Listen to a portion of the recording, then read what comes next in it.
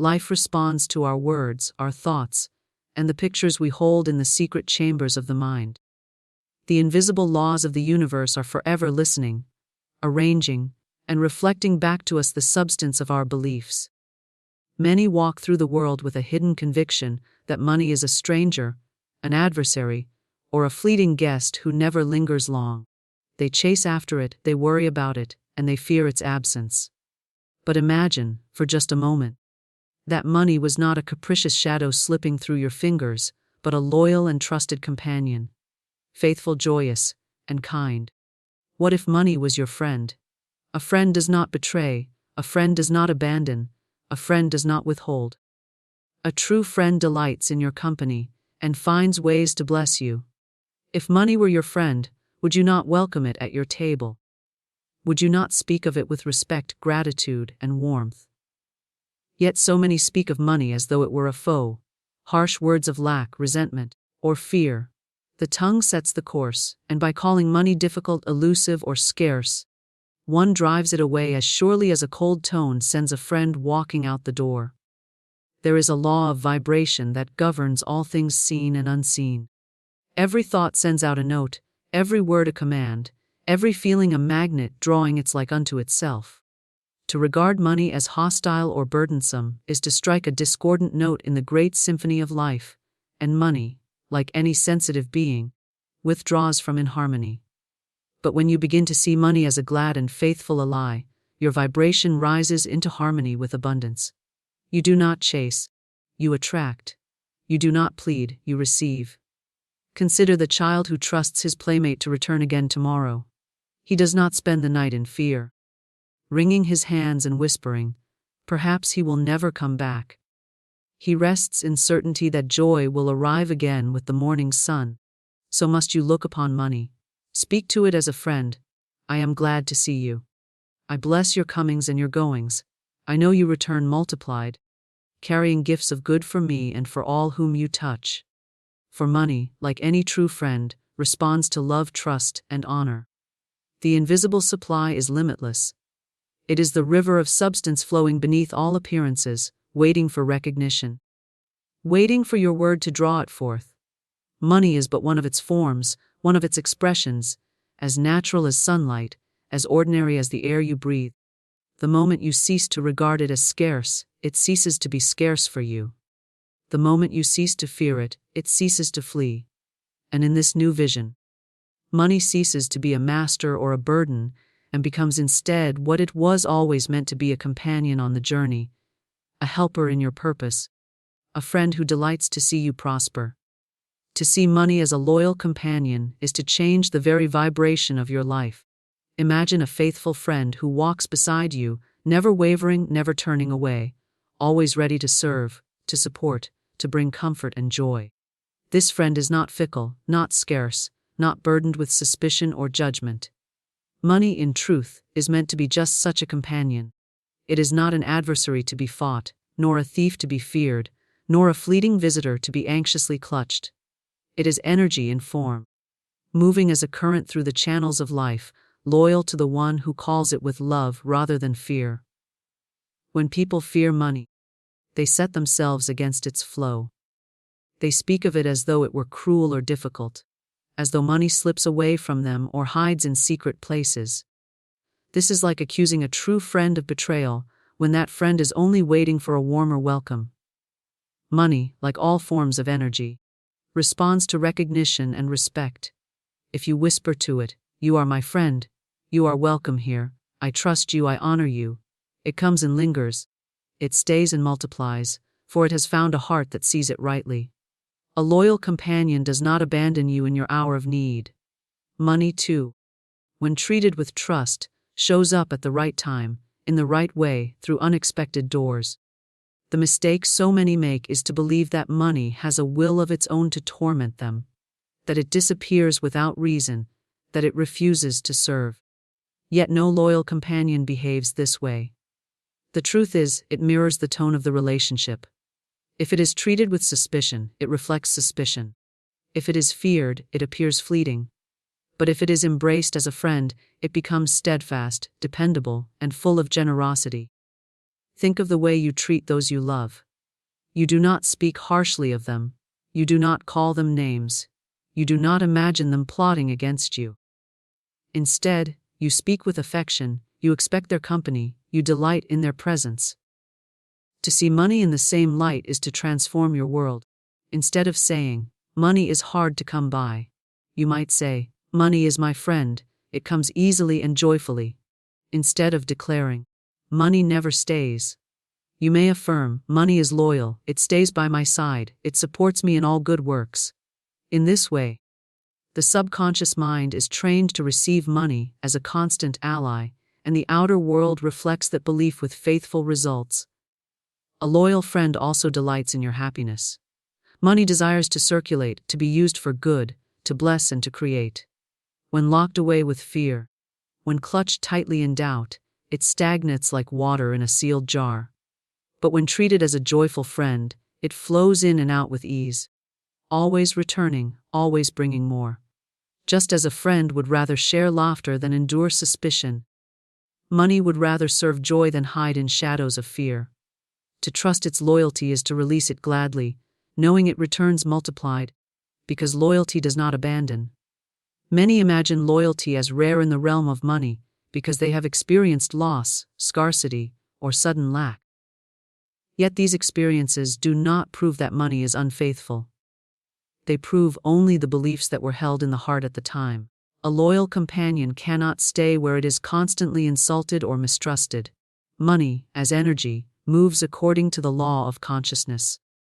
The moment you shift your vision, the moment you begin to honor it as loyal, it reappears, it strengthens its presence. It proves itself as surely as the sun proves its light when clouds roll away. Consider a person who has always distrusted friendships. They expect betrayal, so they keep their guard high, their words sharp, their trust withheld. Even the most faithful friend may eventually drift away under such treatment. Now imagine someone who believes in the loyalty of friendship. They open their heart, they speak with kindness, they expect good, and in turn they attract friends who stay and prove themselves. So it is with money. The stance of the heart determines the relationship. Money itself has no malice, it only answers to the vibration you send forth. A loyal companion also inspires confidence. When you walk beside a true friend, you feel secure, assured, uplifted. Money, when welcomed as a friend, brings the same security. It allows you to step boldly, to pursue your vision, to create without fear. Instead of wondering if it will vanish, you know it stands with you. This knowing frees you from anxious grasping and opens the door for more to arrive, for loyalty breeds loyalty, and trust breeds trust. To see money as a loyal companion is also to release the idea of struggle. A friend does not make you fight for their company. They do not force you to prove yourself over and over. They stand by you simply because they choose to, because the bond of trust is enough. So it is with money. The belief that one must always toil, strive, or plead for it is the very belief that keeps it distant. But to rest in its loyalty is to know that it arrives by right, by the natural law of supply, without endless strain. Picture walking into your home, and money waiting there as a friend would wait, glad to see you, eager to share in your joys and endeavors. Picture it walking beside you into every experience, offering its hand in times of creation, whispering reassurance in moments of need, standing steadfast when challenges arise. This vision is not fantasy, it is the truth of what money is when seen rightly. The outer world always reflects the inner picture. When you paint money as a companion in your inner world, it manifests as companionship in your outer one. Money as a loyal companion is a truth waiting to be claimed.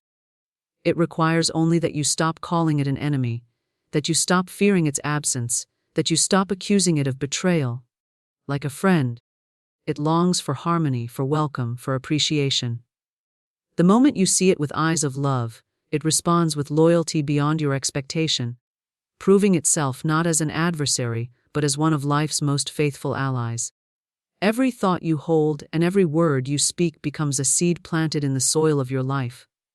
The soil is always fertile, it never refuses to grow. It only brings forth what is planted.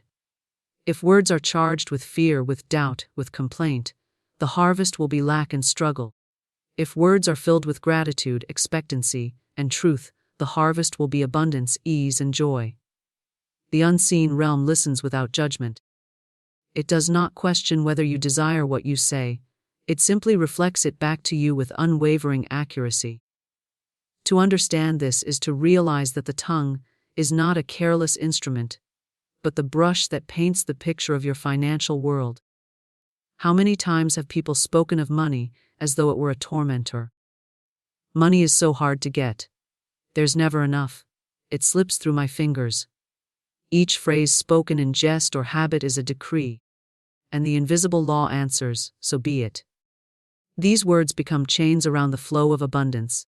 For the universe cannot contradict the command of the heart and the tongue. It has been said that life and death are in the power of the tongue, and when applied to finances, this truth is clear. Words of lack give life to lack, words of sufficiency give life to sufficiency. Words of prosperity summon prosperity itself. Thoughts are even more subtle than words, for they are the silent conversations carried on all day within the secret chambers of the mind. The thought repeated becomes belief, and belief crystallizes into form. A person may outwardly declare, "I am prosperous," but if inwardly they carry the thought, "I am broke," "I never have enough," "I am worried," the deeper vibration rules, and life reflects the hidden thought rather than the spoken mask. The subconscious accepts every impression as fact, whether spoken aloud or whispered silently, and it is from this storehouse that experiences are drawn. When a man or woman begins to watch their words, to guard their thoughts, they begin the work of shaping their financial reality. Instead of saying, "I cannot afford this," they may say, "Money is flowing to me in perfect ways." Instead of thinking, "I will never be free of debt," they may hold the thought, "Every obligation is met with ease. All channels of supply are open to me."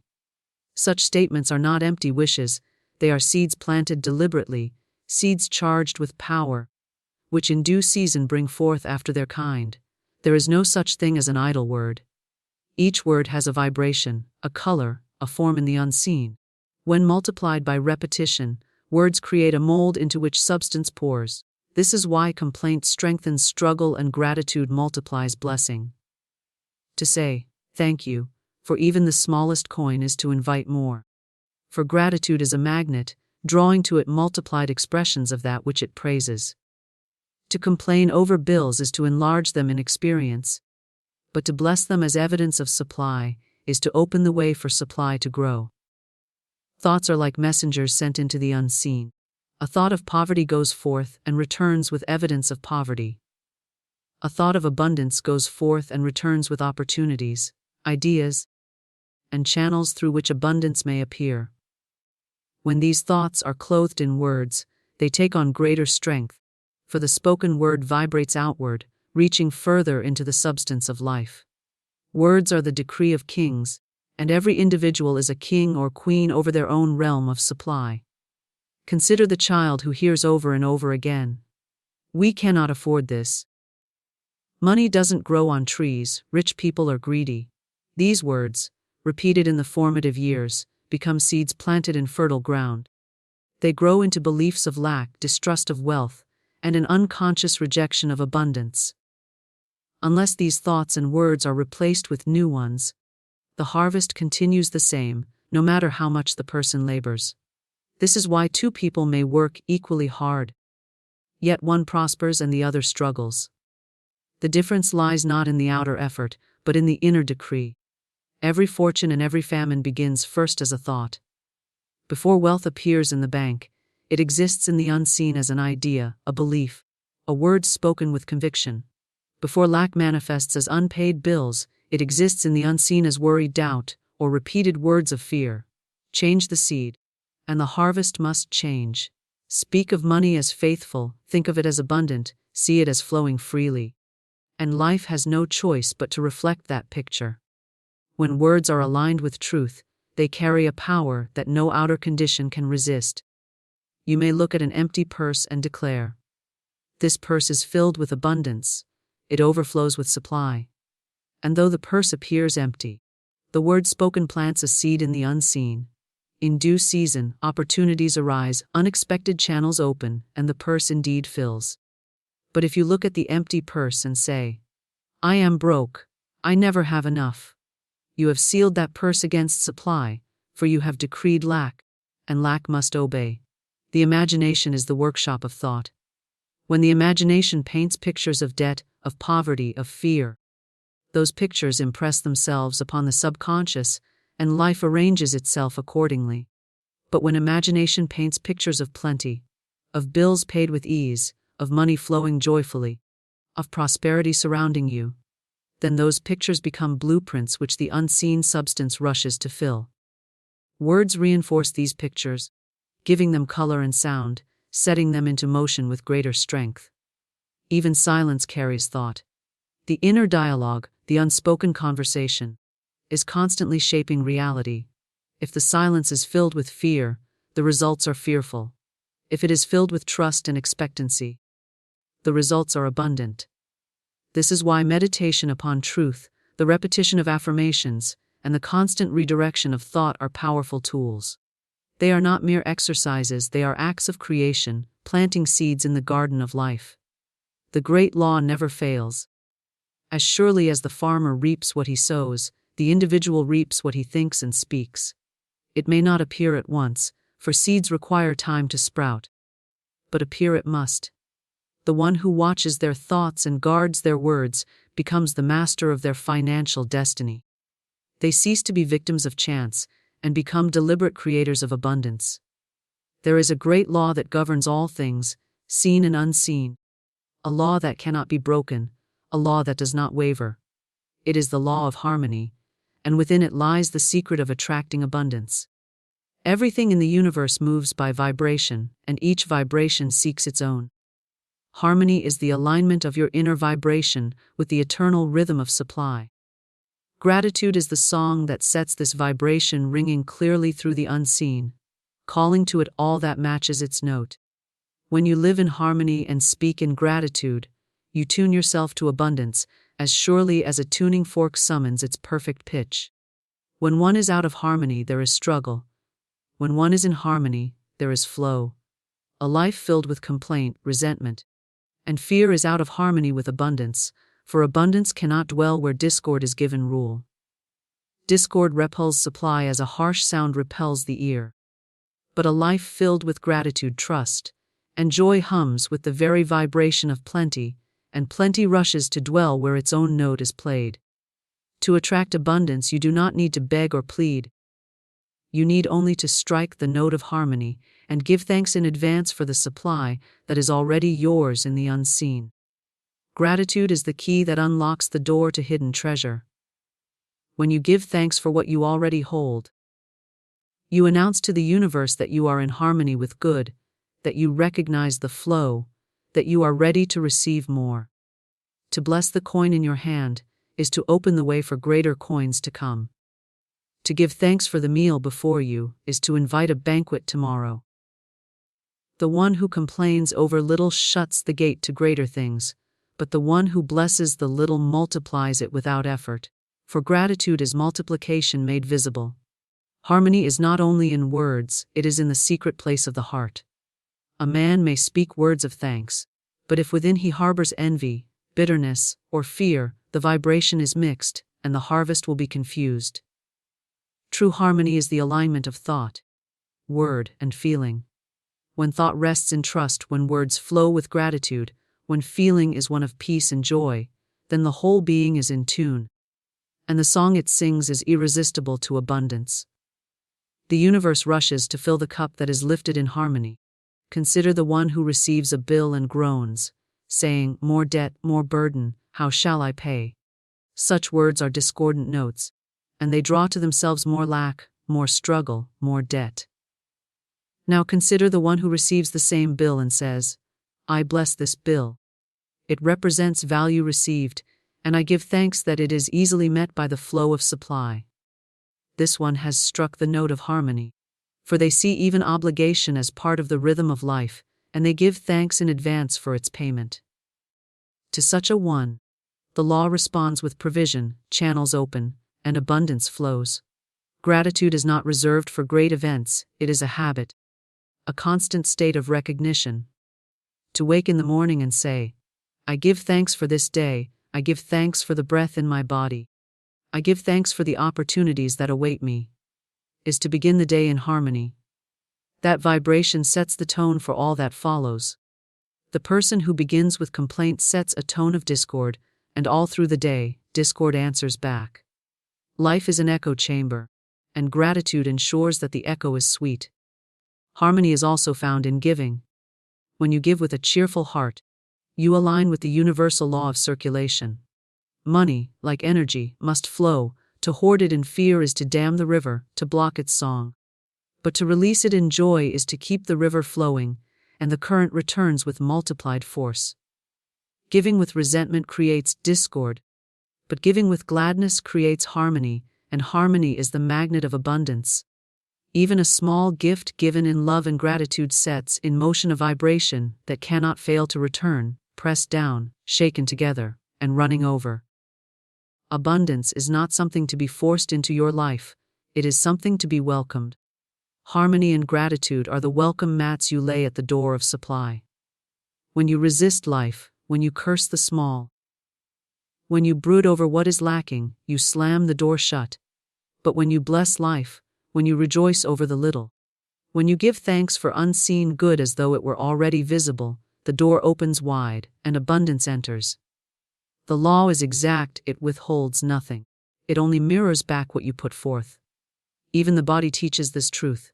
A body in harmony with itself, a body that rests in peace, thrives, heals, and grows strong. A body filled with tension, resentment, and discord suffers, weakens, and decays. So too with finances. A financial life in harmony, filled with gratitude and trust, attracts opportunities, ideas, and flow. A financial life filled with fear and complaint closes doors and breeds stagnation. The outer is only the mirror of the inner, and the mirror never lies. Gratitude is not only for what you see, but for what is unseen.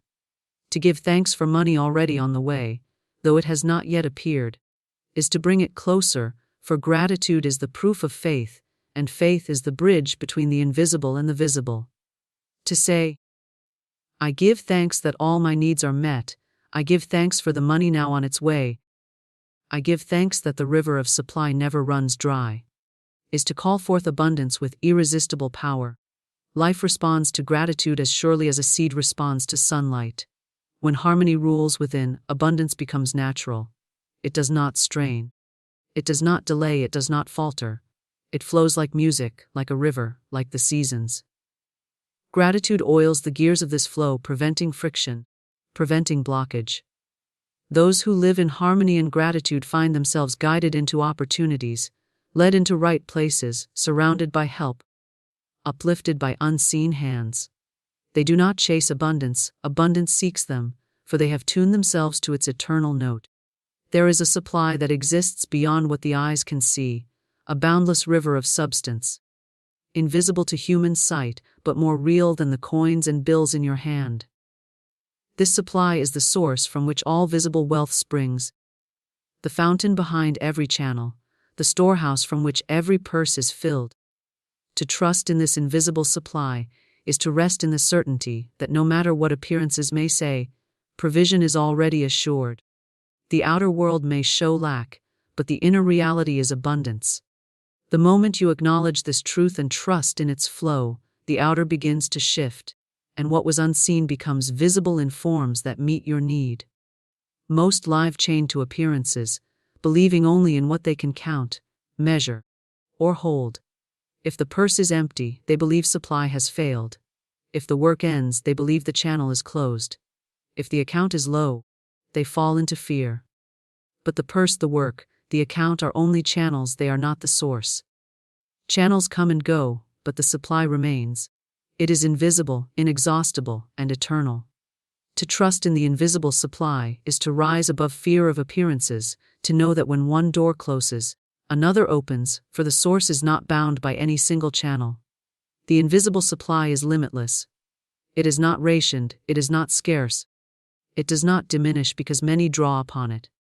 Just as the sun does not withhold its rays when countless flowers turn toward it, so the supply does not lessen when countless lives receive from it. It flows without end, without measure, without favoritism. Those who expect little draw little, those who expect much draw much. Not because the supply is limited, but because each life opens its own cup to receive, and the law fills it to the brim. Trust enlarges the cup, fear makes it small. To live in trust is to open wide the gates of reception. Trust is not blind hoping, it is inner knowing. It is the calm assurance that even if the outer field looks barren, the harvest is already growing unseen. The farmer does not panic when he sees bare soil after planting seeds. He knows the life within the seed is at work though hidden from sight. So must you know that supply is at work though unseen. When you declare, "All my needs are met through the invisible supply," you affirm the life of the seed. The harvest may not yet show above ground, but beneath the surface it is already unfolding, already pressing forward to meet you. Fear is the great thief of supply. Fear says, "I cannot see it, therefore it is not there." Fear clutches, hoards, and resists, and in so doing blocks the very flow it longs to secure. Trust releases, opens, and allows, and by allowing it draws abundance nearer. Imagine a hand clenched tight in fear of losing a coin. That hand cannot receive another, for it is closed. But imagine a hand open in trust, gladly releasing the coin in circulation. That hand is free to receive, and the invisible supply fills it again and again. When you trust the invisible supply, you cease to chase after money in desperation. You no longer cling to one job, one client, one channel, as though it were your lifeline. You know the channel is but one of many, and the supply itself is endless. You can bless the channel when it changes, you can bless the flow when it shifts, for you know the river has no end and cannot run dry. The one who trusts does not despair at closed doors, for he knows that beyond every closed door is a greater opening, and behind every ending is a richer beginning. Trust in the invisible supply also means speaking as though it were already present. When you declare, "Money is on its way, abundance surrounds me, supply flows to me in perfect ways," you are aligning your words with the truth of the unseen. These words carry power, for they announce your trust. They proclaim harmony with the flow.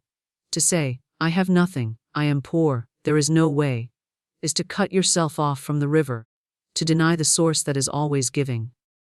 But to affirm, "I live in an abundant universe, my needs are already met, the invisible supply provides all," is to place yourself in the stream, and the current carries you without effort. The invisible supply does not work by chance, it is governed by law. The law responds to belief, and belief is strengthened by trust. Those who believe only in what they see limit themselves to appearances, and appearances shift like shadows. But those who believe in the unseen source draw upon the eternal, and the eternal cannot fail.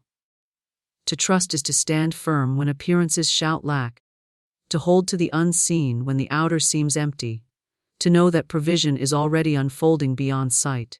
There is no limit to the forms the invisible supply can take. It may come as money, as opportunity, as ideas, as help from unexpected places, as gifts, as favor, as doors that swing open without warning. To trust is to release the demand that it must come through one channel, one form, one timing. Trust knows that the source is infinite in creativity, infinite in channels, infinite in timing. The answer may come from a place you never imagined, but it will come, for the invisible supply cannot fail. Many have experienced the miracle of sudden provision when trust replaced fear. At the last moment, when all seemed lost, a way opened, a gift arrived, a chance appeared. This was not chance. It was the invisible supply flowing into form. The same supply that brought that provision is present always, not only in crisis but in every moment. To trust it daily is to live in ease rather than strain, to know that you walk in a universe that delights to provide. Trust in the invisible supply is freedom. Freedom from fear, freedom from worry, freedom from clutching and striving. It allows you to move through life with calm assurance, knowing that you are supported by an endless river that cannot be exhausted.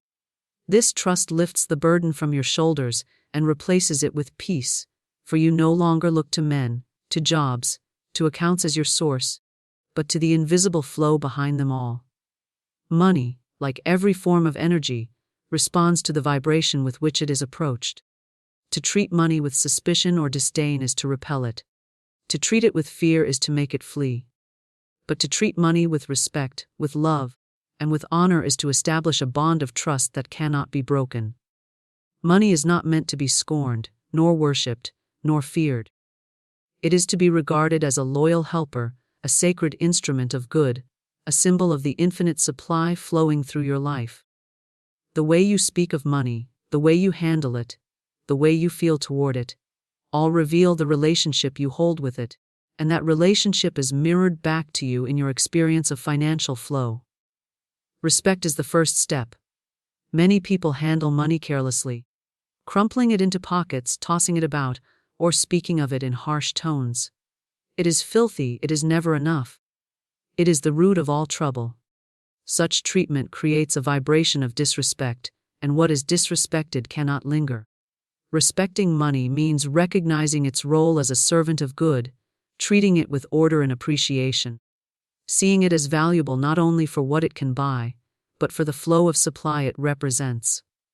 When you place bills neatly in your wallet, when you keep accounts in order, when you pause to bless each coin that comes into your hand, you are showing respect to money, and respect calls forth more to respect. Love is the second step. To love money is not to covet it, nor to place it above all else, but to hold it with warmth and appreciation, as you would a faithful friend. Love sees money as a channel of blessing, a means to create joy, to support life, to serve others, to expand good. When you love money rightly, you release the belief that it is tainted or dangerous. You see it instead as energy clothed in form, waiting to be directed by you into channels of good. To say, "I love money and the good it brings," is to call it joyfully into your life. Money, like any being, responds to love. When it is welcomed with gladness, it multiplies. When it is treated with coldness, it withers. Honor is the highest step. To honor money is to place it within its true order, as servant, never master. You honor money by using it wisely, by circulating it with consciousness, by directing it toward purposes that uplift, heal, and expand.